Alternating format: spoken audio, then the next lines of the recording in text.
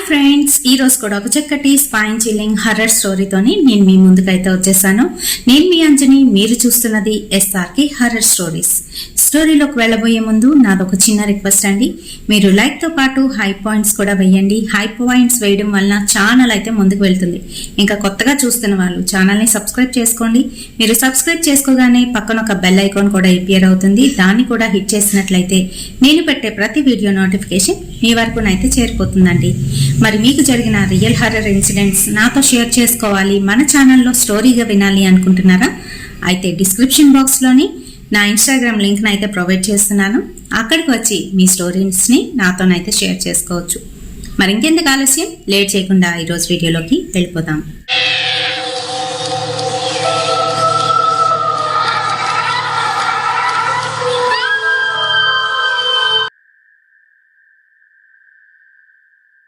సెల్వన్ అనే అతను తమిళనాడు నుంచి కర్ణాటక అయితే రావడం జరిగింది. కర్ణాటకకు వచ్చేటప్పటికి తన పొజిషన్ ఏంటి అని అంటే జీరో అనమాట. కేవలం తన భార్య, తన దగ్గర ఎటువంటి ఆస్తి కానీ డబ్బులు కానీ ఏవీ లేవు. కేవలం తన భార్య ఇచ్చిన ఆ గాజులతోని తను ఒక చిన్న బిజినెస్ అయితే స్టార్ట్ చేశాడు. ఆ బిజినెస్ ప్రతిరోజు కూడా దినదినాభివృద్ధి చెంది చక్కగా ఒక మంచి పొజిషన్కి అయితే చేరుకున్నాడు. ముందు ఒక పాప, తర్వాత 2 బాబులు అయితే పుట్టారు. ఆ పాప పుట్టిన తర్వాత తనకి లక్ అంతా కూడా వచ్చింది అని చెప్పేసి పాపను అల్లారుముద్దుగానైతే చూసుకోవడం మొదలు పెట్టారు. అంతేకాదు అక్కడ బాగా సెటిల్ అయిపోయారు అనమాట. వాళ్ళు కర్ణాటకలోని బాగా సెటిల్ అయిపోయారు. తమిళనాడు వెళ్ళడం అనేది చాలా వరకు తగ్గిపోయింది. వాళ్ళ చుట్టాల వాళ్ళు ఆ స్టేట్లో ఉన్నప్పటికీ కూడాను అక్కడికి వీళ్ళు వెళ్ళేది చాలా తక్కువ అనమాట. అయితే వీళ్ళు ఒక చిన్న ఇల్లు అయితే కొనుక్కున్నారు. ఆ తర్వాత అది మంచిగానైతే కట్టించుకున్నారు. ఇంట్లోని నౌకర్లు, చాకర్లు అందరూ కూడా చేరారు. ఆ తర్వాత ఒకరోజు వాళ్ళ ఇంటికి వాళ్ళ దూరపు చుట్టాలు, అంటే ఈ సెల్వన్ వాళ్ళ నాన్నగారి సైడ్ చుట్టాలు అయితే రావడం జరిగింది. వచ్చిన తర్వాత వాళ్ళు ఏంటనంటే మొగుడు పెళ్ళాలు ఇద్దరు కూడాను చాలా పెద్దవాళ్లే, ముసలి వాళ్ళు. చూశారు ఇల్లు వాకిలి అంతా కూడాను. సెల్వన్, ఎలా ఉండేవాడివి, ఎలా అయిపోయావయ్యా, బాగుంది, అంతా బాగా చేసుకున్నావు అని పొగిడారు. అయిపోయింది అంతాను. అయిపోయిన తర్వాత అమ్మాయిని చూశారు. అమ్మాయి ఇంకా పెద్దదే అయిపోతుంది కదా, పెళ్లి సంబంధాలు ఏవైనా చూసావా అని అడిగారు. లేదమ్మా, ఇంకా చదువుకుంటానంటుంది తను, మాకు కూడా ఒక్కతే కూతురు కాబట్టి చదివించాలనుకుంటున్నాను అని సెల్వన్ అయితే చెప్పాడు. ఇంకా అమ్మాయి కాసి వీళ్ళిద్దరూ యగాదిగా అయితే చూశారు. చూసి ఇంటికి తగ్గ అమ్మాయి అంటూ వాళ్ళు తెగ పొగిడారు అనమాట. పొగిడిన తర్వాత సెల్వన్ వాళ్ళిద్దరి కోసం అని చెప్పేసి గెస్ట్ హౌస్ లో రూమ్ అయితే ఏర్పాటు చేశాడు. వాళ్ళు వెళ్ళి ఒక 2 రోజులు గెస్ట్ హౌస్ లోనైతే ఉన్నారు. మరి సెల్వన్ కి ఎప్పటి నుంచో, అంటే తను ఒక స్టేజ్కి వచ్చిన తర్వాత అప్పటి నుంచి ఒక కార్ డ్రైవర్ అయితే ఉన్నాడు. తనకి ఒక 45, 46 ఆ ఏజ్ అయితే ఉంటుంది. ఆ డ్రైవరు చాలా నమ్మకస్తుడు అనమాట. ఓ 10 ఏళ్ళ నుంచి వాళ్ళ దగ్గరే ఉన్నాడు. ఎటువంటి ఇబ్బంది అయితే లేదు వాళ్ళకి తనతోని. అయితే ఆ రోజు వాళ్ళు వెళ్ళిపోతున్న రోజు, ఆ ముసలి వాళ్ళు వెళ్ళిపోతున్న రోజు సెల్వన్ దగ్గరికి ఆ డ్రైవర్ అయితే వచ్చాడు. వచ్చి, సార్ నాకు డబ్బులు కావాలి అర్జెంటుగాను అని అడుగుతాడు. అడిగితే, అదేంటి మొన్నే కదా ఒక 40,000 ఇచ్చాను, ఇప్పుడేంటి అర్జెంట్, అంత అర్జెంటు అని అంటే, కాదు సార్ మా అమ్మగారికి బాగాలేదు, నాకు అర్జెంటుగా డబ్బులు కావాలి అని అడుగుతున్నాడు. వీళ్ళేంటనంటే ఆ ముసలి వాళ్ళని దేబెట్టే హరీలో ఉన్నాడు. సరే సాయంత్రం ఇస్తాను, సాయంత్రం కనిపించు అని చెప్పాడు. వీళ్ళనైతే దేబెట్టడానికి వెళ్ళాడు. వెళ్ళినప్పుడు వాళ్ళిద్దరు ఏం చెప్పారు అని అంటే, సెల్వన్, నువ్వు అమ్మాయికి పెళ్లి చేయాలి అనుకుంటే మాకు ఒకసారి చెప్పు, ఎందుకనంటే తెలిసిన వాళ్ళు ఉంటే చెప్తాము, అమ్మాయి చూడడానికి చాలా బాగుంది అని వాళ్ళిద్దరునైతే చెప్పారు. అయిపోయింది. ఇంకా సెల్వన్ ఇంటికి అయితే వచ్చేసాడు. సాయంత్రం 5, 5:30 అవుతుంది. ఆ టైంకి సెల్వన్ డ్రైవరు తన దగ్గరికి వచ్చి, సార్ నాకు డబ్బులు కావాలన్నాను కదా, ఇవ్వండి అని అడుగుతున్నాడు. ఎంత కావాలి, ఏంటి, అసలు విషయం ఏంటి అని అడిగాడు. ఏం లేదు సార్, మా అమ్మగారికి ఆరోగ్యం బాగాలేదు, ఆవిడ్ని హాస్పిటల్లో జాయిన్ చేశాము, డబ్బులు కావాలి అర్జెంటుగాను, 1,00,000 రూపాయలు మళ్ళీ మీకు ఏ విధంగానైనా నేను తీర్చేస్తాను అని అడుగుతున్నాడు దీనంగా. సరేనని చెప్పేసి సెల్వను 1,00,000 తీసి ఇచ్చాడు. ఇచ్చిన తర్వాత ఏ హాస్పిటల్లో జాయిన్ చేసో అడుగుతారు కదా కామన్గాను. మా ఊరి దగ్గర హాస్పిటలే సార్ అనేసి చెప్పుకొచ్చాడు. మరి ఎప్పుడు తీసుకొస్తున్నావు ఇక్కడికి అమ్మని అని అంటే, నెక్స్ట్ వీక్ తీసుకొచ్చేస్తాను సార్ అమ్మని ఇక్కడికి అని చెప్పాడు. చెప్పేసరికి సరే అయితే మీ అమ్మగారిని చూడడానికి వస్తానులే ఒకసారి అని చెప్పేశాడు. డబ్బులు ఇచ్చేసాడు. తను చాలా బిజీ పర్సన్, సొసైటీలో ఒక పెద్ద పేరు అయితే ఉంది, బిజినెస్ మ్యాన్. ఇలాంటి వాటికి ప్రత్యేకించి వెళ్ళరు కదా, ఇంకా సరే ఊరుకున్నాడు అనమాట. అయిపోయింది. ఇంకా ఒక 1 వీక్ 2 వీక్స్ అయితే అయ్యింది. సెల్వన్ డ్రైవర్ని అబ్జర్వ్ చేస్తున్నాడు. తను ఏంటనంటే ఇదివరకట్లాగైతే లేడు, కొంచెం సమాధానాలు ఇవ్వడం, ఇంకా అలాగే టైంకి తను పికప్ చేసుకోవడానికి రాకపోవడం. పాపను కూడా తనే పికప్ చేసుకుంటూ ఉంటాడు. అయితే తను కూడా టైంకి రావట్లేదని కంప్లైంట్ చేస్తుంది వాళ్ళ నాన్నకి. అయితే ఇలా కంప్లైంట్ చేయడంతో పిలుస్తాడనమాట, తన దగ్గరికి పిలుస్తాడు. తన ఆఫీస్ రూమ్లో ఉండేటప్పుడు వెళ్తాడు ఈ డ్రైవరు. ఏంటి సార్ పిలిచారంట అని అంటే, ఏంటి ఈ మధ్య నువ్వు సరిగ్గా అమ్మగారితో కానీ మా అమ్మాయితో కానీ సరిగ్గా మాట్లాడట్లేదంట, సమాధానం ఇస్తున్నావంట, పైగా టైంకి వెళ్ళట్లేదంట అని అడుగుతాడు. నా దగ్గరికి కూడా నువ్వు టైంకి రావట్లేదు, అటెండ్ అవ్వట్లేదు, ఏంటి ఎక్కడికి వెళ్తున్నావు కారు వేసుకొని అని నిలదీస్తాడు. మరి అడుగుతారు కదండి ఎవరైనా. అందులోకి డబ్బులు ఇచ్చున్నాడు ఫ్రీగాను. ఆ డబ్బులు కూడాను తీర్చే పద్ధతి ఎలా అంటే జీతంలో కట్ అయిపోతుంది అనమాట. ఆ రకంగానైతే పాపం ఇచ్చాడు. వడ్డీ లేదు, ఏం లేదు. మరి అలాంటప్పుడు ఎంత ఒబీడియంట్గా, ఎంత లోయల్గా ఉండాలి. సో ఆ రెండు కూడా లేవు వాళ్ళలోని. లేకపోయేసరికి కోప్పడి పంపించేస్తాడు. ఇంకా అలా చేయండి సార్ బాగానే ఉంటాను అని ఏదో సర్ది చెప్పుకుంటాడు, వెళ్ళిపోతాడు. వెళ్ళిపోయిన తర్వాత మరి ఒక 2-3 డేస్ అవుతుంది. అప్పుడు గుర్తుకు వస్తుంది సెల్వన్కి. ఏంటి అని అంటే, వాళ్ళ అమ్మకి ఆపరేషన్ కానీ డబ్బులు ఇచ్చాను కదా, బాగైపోయిందేమో లేదో అడుగుదామా అని చెప్పేసి పిలిచి అడుగుతాడు. తీసుకొచ్చాను సార్, కొంచెం పర్వాలేదు, బాగానే ఉంది అమ్మకి అని చెప్తున్నాడు. చెప్తే సరే అయితే అనేసి అంటూ ఉంటే, సార్ అదే సార్ అమ్మని ఇంటికి తీసుకొచ్చాను కదా, కొంచెం ఖర్చులు ఎక్కువ అవుతున్నాయి, నాకు మళ్ళీ డబ్బు కావాలి అని అడుగుతాడు. వాడికి అప్పటికి పెళ్ళయి పెళ్ళం అయితే వదిలేసింది, పిల్లలు కూడా వాడి దగ్గర లేరు, కేవలం ఈ తల్లినే చూసుకుంటున్నాడు. మరి ఇలా అయితే చెప్తున్నాడు, మళ్ళీ డబ్బులు ఖర్చు అవుతుంది, డబ్బులు కావాలి అని చెప్తుంటే సెల్వన్కి ఈసారి ఎందుకనో కొంచెం అనుమానం వచ్చింది, కోపం కూడా వచ్చింది.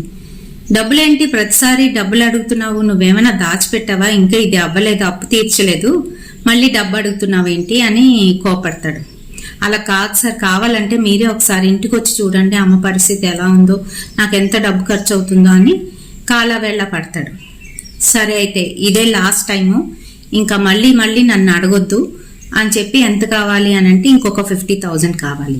సో సెల్వన్ భార్య ఇదంతా కూడాను కన్వర్జేషను డ్రైవర్ది వాళ్ళ హస్బెండ్ది వింటుంది. అక్కడికి వచ్చి నించొని అంటుందన్నమాట, నువ్వు ఈ మధ్య సరిగ్గా పని చేయట్లేదు, డబ్బులు ఎప్పుడు కావాలంటే అప్పుడు తీసుకొని వెళ్తున్నావు, అసలు ఏంటనుకుంటున్నావు, డబ్బులు చెట్లు కాస్తున్నాయి అనుకుంటున్నావా, మా వారు మంచోరు కాబట్టి అలా నీకు ఇస్తున్నారు, ఇంకోరైతే ఎవరైనా ఇస్తారా ఇలా ఇంకా అప్పు ఉంటుండగా మళ్ళీ డబ్బులు అని అనేస్తుంది.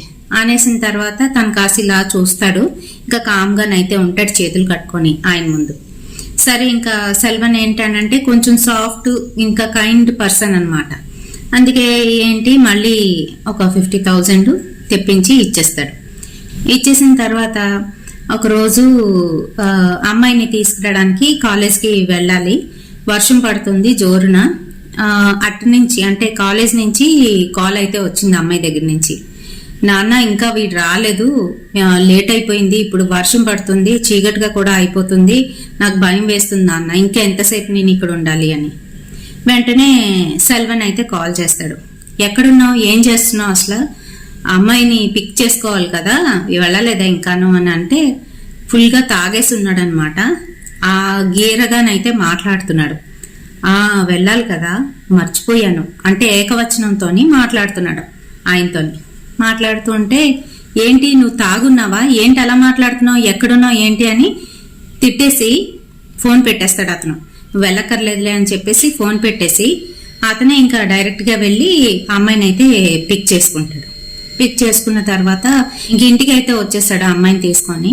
వచ్చిన తర్వాత ఒక 1 అవర్ తర్వాత అట్నుంచి కాల్ చేస్తున్నాడు అనమాట. సార్ క్షమించండి సార్, నేను కొంచెం బాధలో ఉండి మా ఫ్రెండ్తో ఇలా బయటకు వచ్చాను అని ఏదో చెప్తున్నాడు. చెప్తుంటే నువ్వు ఫోన్ పెట్టే రేపు కళ్ళు నన్ను మార్నింగ్ అని చెప్పేసి సెల్వన్ అయితే చెప్పేస్తాడు. అయిపోయింది. నెక్స్ట్ డే మార్నింగ్ వెళ్ళాడు. వెళ్ళి సెల్వన్ అయితే కలిశాడు. కలిస్తే సెల్వన్ ఇంకా ఊరుకోలేదు, చెడామెడా తిట్టేశాడు. తిడుతూ ఉంటే దానికి సమాధానాలు ఇస్తూ తను కూడా రెచ్చిపోతున్నాడు. ఇంత డబ్బు ఇచ్చి ఇంట్లో పని కూడా సరిగా చేయకుండా మళ్ళీ రివర్స్లోని తిడుతున్నాడు అనమాట. ఇంకా సెల్వన్ ఏమో కోపం వచ్చి, నీ డబ్బులు అక్కర్లేదు, నువ్వు అక్కర్లేదు, ఇంతకాలం నమ్మకంగా పని చేసినందుకు నిన్ను నెత్తిని పెట్టుకున్నాను, నువ్వు మంచిగా నాకు ఒక లెసన్ నేర్పించావు అని చెప్పేసి తిట్టేసి నువ్వు ఇంకా రానక్కర్లేదు, పనిలోకి రావద్దు అని చెప్తాడు. సార్ అని కాళ్ళ వేళ్ళ పడుతూ ఉంటాడు. అయినా కూడా వినిపించుకోకుండా ఈ సెల్వన్ ఇంకా వెళ్ళిపో, ఇక్కడ నా ముందు కనిపించొద్దు, లేదంటే పోలీస్ కంప్లైంట్ ఇస్తాను, డబ్బులు కూడా నువ్వు ఇవ్వక్కర్లేదు నాకేమీ అని చెప్పేసరికి వాళ్ళు లెగిసి షర్టు దులుపుకొని వెళ్ళిపోతాడు. డబ్బులు ఇవ్వక్కర్లేదు అన్నాడు కదా, వెళ్ళిపోతాడు. వెళ్ళిపోయిన తర్వాత ఆ మర్నాడు ఈ అమ్మాయి కాలేజ్కి అయితే వెళ్ళాలి. వాళ్ళ నాన్నగారే డ్రాప్ చేయడానికి అయితే వెళ్ళారు. వెళ్ళి కాలేజ్ దగ్గర అయితే డ్రాప్ చేశారు. డ్రాప్ చేసేసి అతను అయితే వెళ్ళిపోయాడు. ఆ రోజంతా కూడా అక్కడ రెక్కి కాసి ఈవినింగ్ ఆ అమ్మాయి బయటకు వస్తుంది కదా, మళ్ళీ వాళ్ళ నాన్న వస్తాడని చెప్పేసి వెయిట్ చేయడానికి. అలా వెయిట్ చేస్తున్నప్పుడు అక్కడికైతే వెళ్ళి ఆ అమ్మాయికి కాళ్ళ వేళ పడి, అమ్మ నేను ఏం తప్పు చేశానమ్మా, ఇన్ని సంవత్సరాలుగా మీ ఇంట్లో పని చేస్తున్నాను కదా, నీకు కూడా తెలుసు కదా నేను ఎప్పుడు కూడా నేను ఇలా చేయలేదు, అలా ఇలా అని ఏదో చెప్తున్నాడు. చెప్తుంటే మీరు ఏం చేశారో ఏం చేయలేదో నాకు తెలీదు, నాన్న మీరు చూసుకోండి అని ఏదో చెప్తున్నా కూడాను ఇంకా తనైతే కాళ్ళ వేళ పడుతున్నాడు. ప్లీజ్ అండి, మీరు పెద్దవాళ్ళు, దయచేసి ఇక్కడి నుంచి వెళ్ళిపోండి, లేకపోతే నేను అందరికీ పిలుస్తాను అని చెప్పేసరికి, సర్లే అమ్మా ఇంకా నేనేం చేయగలను, ఈ ఏజ్లో నేను ఇంకెక్కడ ఉద్యోగంలో జాయిన్ అవుతాను, మీరున్నారు కాబట్టి ఇన్నాళ్ళు నాకు ఇలా గడిచిపోయింది, మా అమ్మగారు కూడా అస్సలు బాగాలేదు అని చెప్పేసి నీకు ఎప్పుడు నేను చాక్లెట్ ఇస్తాను కదా, ఇదిగో తీసుకో అని చెప్పేసి, ఇదిగో ఇదే నా ఆఖరి చాక్లెట్ అని చెప్పి ఇచ్చాడు. ఇస్తే వద్దు అంటున్నా కూడా లేదు తీసుకోవాలి, తినమ్మా అని చెప్పేసి చేతిలోనైతే పెట్టేశాడు. ఇంకా అమ్మాయి అయితే తీసుకుంది, కామ్గా అయితే ఊరుకుంది. వాడు వెళ్ళిపోయాడు.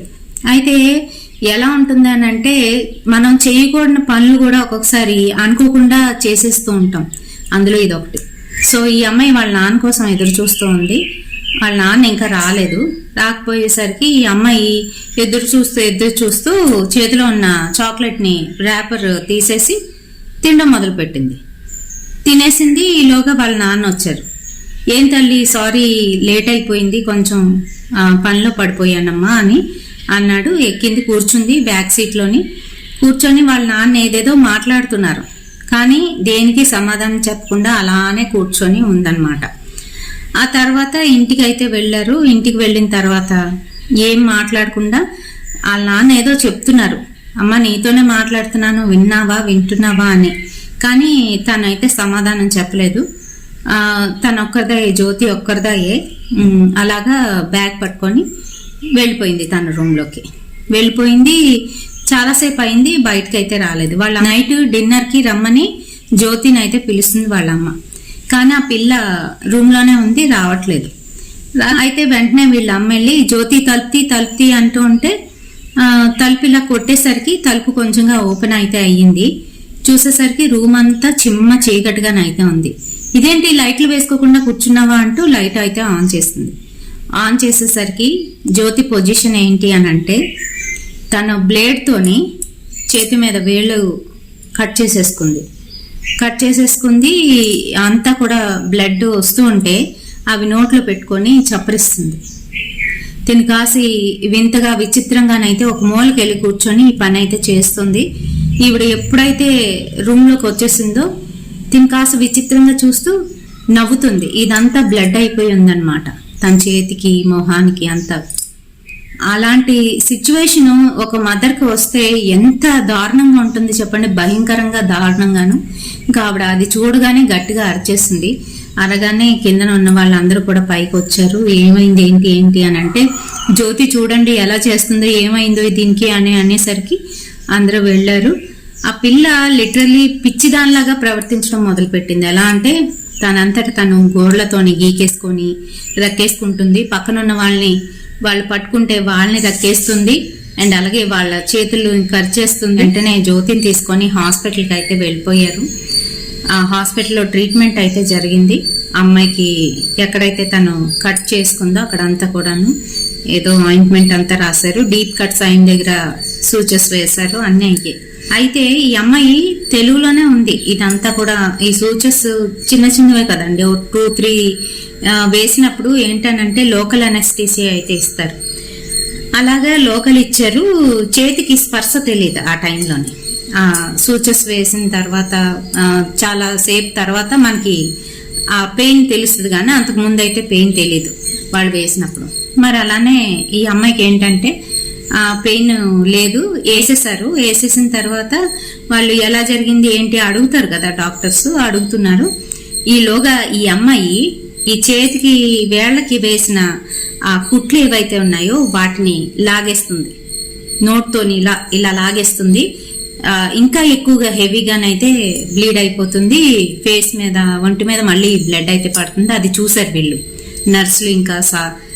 నర్సు ఇంకా డాక్టర్ ఇవన్నీ కూడా చూశారు. చూసి వెంటనే అమ్మాయిని పట్టుకొని ఈ అమ్మాయికి ఏమైనా మెంటల్గా ఏమైనా ప్రాబ్లం ఉందా అని వాళ్ళని అయితే అడిగారు. ఇదంతా కూడా మళ్ళీ క్లీన్ చేసి మళ్ళీ వాళ్ళు ఏదో చేసి వేశారు. అయితే ఇంకా ఇలా లాభం లేదు అని చెప్పేసి ప్రస్తుతానికి అమ్మాయికి మొత్తొచ్చిన విధంగానైతే చేసి పడుకోబెట్టేశారు. అయితే ఏం జరుగుతుందో తెలియదండి, ఇలాగా రాత్రి నుంచి ఇలా చేస్తుంది అని వాళ్ళైతే చెప్పారు. సరే అయితే ఈ రోజు ఇక్కడే ఉంచండి, రేపు డిశ్చార్జ్ ఇస్తాము అని చెప్పేసి నైట్ అక్కడే ఉంచేశారు. సో పక్కన వాళ్ళ అమ్మ అయితే తోడుగానుంది. అతను ఏం చేశారు అని అంటే పిల్లలిద్దరిని, ఇంకా మగపిల్లలు ఇద్దరు ఉన్నారు కదా, వాళ్ళిద్దరిని ఇంటికి పంపించేసి అతను కూడా ఆవిడకి తోడుగాను అక్కడే ఉన్నారనమాట. ముగ్గురును ఉంటే రాత్రి సమయంలోని ఈ అమ్మాయికి మెలకు అయితే వచ్చింది. అంటే మత్తు వదిలేసింది, మెలకు అయితే వచ్చింది. వీళ్ళు పూర్తిగా అప్పటి వరకు బాగా నలిగిపోయి ఉన్నారు కదా, పడుకుని ఉన్నారు. అమ్మాయి పడుకున్నదై లేచి కూర్చొని చుట్టూ చూసి మెల్లగా మంచం అయితే దిగి బయటికి అయితే వెళ్ళిపోబోతుంది. ఈలోగా వాళ్ళ అమ్మ లేచి చూసింది, పట్టుకునేసరికి గట్టిగా అమ్మాయి వాళ్ళ అమ్మ చేయి పట్టుకొని కరిచేస్తుంది. వదిలించుకునే క్రమంలో ఆవిడకి కూడా కరిచేసరికి అక్కడ అంతా కూడా రక్తం వచ్చింది. ఈ లోపు డాక్టర్ని పిలిస్తే డాక్టర్ వచ్చి మళ్ళీ పట్టుకొని ఆవిడకి ఏవో చేసి మళ్ళీ మందులు రాసి ఈ అమ్మాయికి మళ్ళీ పడుకోబెట్టారు. మీ అమ్మాయికి ఎక్స్రేలు తీద్దామండి, రేపు మార్నింగ్ ఎక్స్రే అన్ని కూడా ఎంఆర్ఐ స్కాన్లు అన్ని చేయిద్దాము, అసలు ఏంటి ప్రాబ్లం అనేది తెలుస్తుంది కదా అని చెప్పేసి వాళ్ళైతే అన్నారు. ఇంక ఇలాగా ఒక 1 వీక్ నుంచి వాళ్ళు హాస్పిటల్లోనే ఉండిపోవడం అనేది జరిగింది. ఏదో ఒకటి రోజుకి కూడాను ఈ అమ్మాయి రోజుకు ఒక విధంగాను ప్రవర్తిస్తుంది. భయం వచ్చేస్తుంది వీళ్ళకి, అసలు ఏం జరుగుతుంది పిల్లకి అనేది అర్థం కావట్లేదు. సో ఇలా 1 వీక్ అయితే అయిపోయింది. సెల్వన్ కి కూడాను మెల్లమెల్లగా ఫైనాన్షియల్ క్రాషెస్ అయితే వస్తున్నాయి. ఏంటి అని అంటే తను ఫుల్ ఫ్లెడ్జ్డ్ గా అక్కడ ఉండలేకపోతున్నాడు. సో దానివల్ల ఏంటనంటే అన్నిట్లో లాస్ అనేది స్టార్ట్ అయింది. తనకు అర్థం కావట్లేదు, ఏదో అయిపోతుంది, పిచ్చెక్కిపోతున్నాడు, ఏం జరుగుతుందో తెలియట్లేదు. ఈ లోపు ఇంకా తన బెస్ట్ ఫ్రెండ్ అనమాట, సెల్వన్ బెస్ట్ ఫ్రెండ్, తనతో పాటుగానే ఈ బిజినెస్ లో ఉన్న పార్ట్నరు తనైతే చెప్పాడు, రే అలా కాదు, ఏదైనా దిష్టో లేదనంటే ఏదైనా జరిగి ఉండాలి, లేకపోతే అలా ప్రవర్తించరు, నార్మల్గా ఉన్న అమ్మాయి సడన్ గా అలా అయిపోదు కదా అని చెప్పేసి, నాకు తెలిసిన ఒక స్వామీజీ ఉన్నారు అక్కడికి వెళ్ళు, ఆయన ఏదైనా పరిష్కారం చెప్తారు అని అంటే సరేనని చెప్పేసి ఇమీడియట్ గా ఈ సెల్వను వాళ్ళ వైఫ్ ఇద్దరు కలిసి అతని దగ్గరికి అయితే వెళ్ళడం జరిగింది. అన్ని కూడా పరిశీలించాడు. ఆ అమ్మాయిని కూడా తీసుకురండి అని అంటే డిశ్చార్జ్ ఇచ్చారు కదా, మనం ఇవ్వమనగానే డిశ్చార్జ్ అయితే ఎవ్వరు హాస్పిటల్లోని. సో మొత్తానికి ఏదో రకంగా ఒక 2 days వాళ్ళని బతిమలాడి డిశ్చార్జ్ ఇచ్చేయండి, మేము వేరే దగ్గర మా అమ్మాయికి ట్రీట్మెంట్ చేయించుకుంటామని చెప్పేసి హాస్పిటల్ నుంచి తీసుకొచ్చేసి ఈ అమ్మాయిని అక్కడికైతే తీసుకువెళ్ళేసరికి అతనికి పూర్తిగా అర్థమయ్యి మీ అమ్మాయికి ఎవరో ఏదో చేశారు, అది పోవాలి అని అంటే అది కూడా మీ వాళ్ళే, మీకు దగ్గరగా ఉన్న వాళ్ళే అని చెప్పడంతో వాళ్ళకి పిచ్చెక్కిపోయింది. అసలు ఎవరు చేసుంటారు? రీసెంట్గా అయితే ఆ మొగుడు పిల్లలు ఇద్దరు వచ్చారు, ఇంకెవరున్నారు? ఇంకెవరు రాలేదు. అప్పటిలో వాళ్ళ దగ్గరికి వచ్చి వాళ్ళతో ఉన్నది వాళ్ళు మాత్రమే. వీళ్ళకి ఏమీ అర్థం కావట్లేదు. పూజ అంతా అయిపోయిన తర్వాత ఆయన వీళ్ళని తీసుకొచ్చి ఇలాగైతే అడిగాడంట, మీ ఇంట్లోని ఎంతమంది ఉంటారు, ఏం చేస్తున్నారు, ఎవరితోనైనా మీరు రీసెంట్గా గొడవ పడ్డారా, అలాగే ఎవరైనా మీకు తెలిసిన వాళ్ళు రీసెంట్గా మీ ఇంటికి రావడం జరిగిందా, అలా అన్ని ప్రశ్నలు అయితే వేశాడంట. వేస్తే ఫలానా ఇద్దరు భార్యాభర్తలు మా ఇంటికి అయితే వచ్చారు, మా దగ్గర వాళ్ళు, మా బంధువులు. ఆ తర్వాత మా ఇంట్లోని పని వాళ్ళు ఇంతమంది ఉంటారు, రీసెంట్గా మా కార్ డ్రైవర్ని మేము తీసేసాము, వాడికి మాకు గొడవ అయితే పెద్దదే ఏమీ అవ్వలేదు, కానీ వాడు మా దగ్గర నుంచి ఇలా డబ్బులు తీసుకున్నాడు, మేము అది కూడా వదిలేసి వాడిని అయితే ఉద్యోగంలో నుంచి తీసేసాము అని ఆయన అయితే చెప్పాడంట. చెప్పేసరికి అప్పటికి ఈయనకి పూర్తిగా అర్థమైపోయింది. సరే నేను ఒక గుడి చెప్తాను, ఆ గుడికి వెళ్ళి మీ అమ్మాయికి అక్కడ ఇలా చేయించండి అని చెప్పి ఆ రిచువల్ గురించి అంతా కూడా చెప్పేసి పంపించాడు. అది ఎక్కడ అని అంటే తమిళనాడులోని అన్నమలై అనే ప్రాంతంలోని ఒక అమ్మవారు అయితే ఉంటారు. ఆ అమ్మవారి పేరు శయని, కానీ అక్కడ వాళ్ళు అమ్మవారిని మాసాని అని. అక్కడ ప్రత్యేకత ఏంటి అని అంటే, ఇది మీ అందరికీ కూడా ఉపయోగపడుతుందని ఈ ఇన్ఫర్మేషన్ ఇస్తున్నానండి. అమ్మవారి టెంపుల్ మనకి తమిళనాడులోని అన్నమలై అనే ప్రాంతంలోనైతే ఉంటుంది. ఎక్కడైనా మనకి దేవీ దేవతలందరూ కూడాను కూర్చొని లేదా అని అంటే నించొని లేదా అని అంటే పద్మనాభ స్వామి అయితే సై నుంచి మనకి దర్శనం అయితే ఇస్తూ ఉంటారు. ఇక్కడ మటుకు అమ్మవారు తిన్నగానైతే పడుకొని ఉంటారు. అమ్మవారు సుమారుగా 15 అడుగుల అమ్మవారి విగ్రహం అయితే ఉంటుంది అక్కడ. అమ్మవారికి ఎదురుగుంటాను ఒక పెద్ద ధ్వజస్తంభానికి ఎదురుగుంటాను ఒక చిన్న రాతి విగ్రహం లాగా అయితే ఉంటుంది, చిన్నది, అది స్తూపం అంటారు, ఇంత ఇంత అయితే ఉంటుంది అనమాట. ఆ పక్కనే పెద్ద రుబ్బురోలు అయితే ఉంటుంది. ఎవరికైతే ఇలాంటి చెడుపులు జరిగినప్పుడు, ప్రయోగాలు జరిగినప్పుడు, ఇంకా అలాగే కొంతమందికి ఇర్రెగ్యులర్ మెన్సెస్ పీరియడ్స్ వచ్చి వాళ్ళు ఆ టైంలోని కొంచెం తేడాగా బిహేవ్ చేయడం, ఇంకా అలాగే మెన్సెస్ టైంలోని కొంతమంది రుగ్మతులకి లోన్ అవుతూ ఉంటారు. అటువంటి వాళ్ళు ఎవరికైనా మనం డబ్బు ఇచ్చి ఆ తర్వాత వాళ్ళ దగ్గర నుంచి మనం రప్పించుకోలేకపోతున్నప్పుడు, ఇంకా ఎవరైనా మనకి ఇబ్బందులు పెడుతూ ఉంటే ఆ ఇబ్బందిని తొలగించుకోవడానికి అవతలవాడు పోవాలి అని కోరుకునే వాళ్ళు ఈ అమ్మవారి కోవిలికి వెళ్ళి అక్కడ ఆ రోడ్లోని అక్కడే ఎండుమిర్చికొని రుబ్బుతారు. రుబ్బి అందులో నీళ్లు వేసి రుబ్బుతారు. ఆ ముద్దను తీసుకొచ్చి ఆ పక్కనే ఉన్న ఆ చిన్న విగ్రహం ఏదైతే ఉందో దానికి రాస్తూ వాళ్ళ శత్రువులు ఎవరైతే ఉన్నారో ఆ శత్రువు పేరును అయితే తలుచుకుంటారు. అమ్మ, నాకు ఇలాంటి బాధను వాళ్ళు కలిగించారు, ఆ బాధను నువ్వే తొలగించు తల్లి అంటూ మొక్కుకుంటారు. అక్కడ ఎప్పుడైతే అలా మొక్కుకుంటారో కేవలం 3 నెలల్లోని అవతల వాళ్ళు మనకి తప్పైంది, క్షమించండి, మమ్మల్ని వదిలేయండి అని ప్రాధేయపడటము, లేదా మీరు ఇచ్చిన డబ్బుని తీసుకొచ్చి వాళ్ళు ఇచ్చేయడము, చెడుపులు ప్రయోగాలు చేస్తే వాళ్ళకే అవి తిప్పి కొట్టడము, ఇలాంటివన్నీ కూడా జరుగుతాయని అతను చెప్పడంతో వీళ్ళైతే అక్కడికి వెళ్ళి ఆ అమ్మాయికి తన మీద ఉన్న ఆ దుష్ట శక్తిని పోగొట్టడానికి, ఆ ప్రయోగాన్ని పోగొట్టడానికి వీళ్ళైతే ఆ ఎండు మిరపకాయల్ని రోట్లో రుబ్బి అక్కడైతే రాసి వాడి మీదే, ఎందుకనంటే వాడే చేశాడు, వీళ్ళకైతే అర్థమైపోయింది. ఇంకా వాడి పేరు చెప్పుకొని వాళ్ళైతే అక్కడ అలా చేశారంట, పూజ చేయించారంట. ఇంకా అమ్మవారి ప్రసాదం అయితే తీసుకున్నారంట. తీసుకోగానే ఇంకా అమ్మాయికి మెల్లమెల్లగానైతే ఆ రుగ్మతి అనేది పోయింది. ఆ తర్వాత ఇతను ఏవో తాయెత్తు కూడా కట్టారంట. కట్టిన తర్వాత నార్మల్ స్టేట్కి అయితే వచ్చేసింది. మరి మాసాని అమ్మవారికి ఒక స్టోరీ అయితే ఉంటుంది. ఆ స్టోరీ ఎవరికైనా కావాలి అనుకుంటే నాకు కామెంట్ సెక్షన్లో స్టోరీ అని టైప్ చేసి పెట్టండి.